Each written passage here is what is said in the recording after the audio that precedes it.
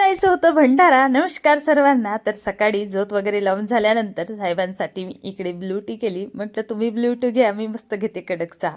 चहा ठेवली आणि चहा घेतली. आता लागली डायरेक्ट मी माझ्या कामाला, कारण मला लवकर थोडं जायचं होतं. मशीनमध्ये कपडे लावली तोपर्यंत मी माझे भांडे आटपवून घेतली. आता मशीनचे कपडे तर रेडी झाले होते म्हणून यांना वरती नेऊन वाढवून घेतली.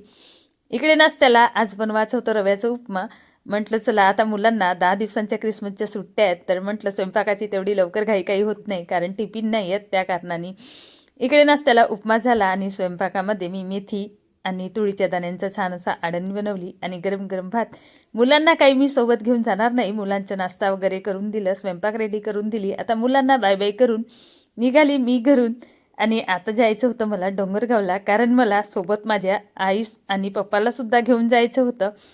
म्हणून आम्ही इकडे आलो आणि इकडे येताच आता पप्पा आईची रेडी तर तयारी झालीच होती, म्हणून यांना सुद्धा घेऊन आम्ही भंडाऱ्याला गेलो. भंडाऱ्याहून तर सायंकाळी वापस आला आणि मग गेली होती मी ताईकडे थोडं लसणाचा पाला घेऊन.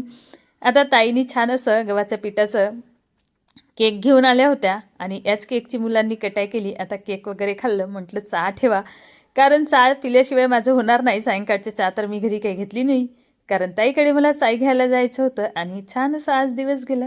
बाय सर्वांना, भेटू नेक्स्ट ब्लॉगमध्ये. व्हिडिओ आवडल्यास लाईक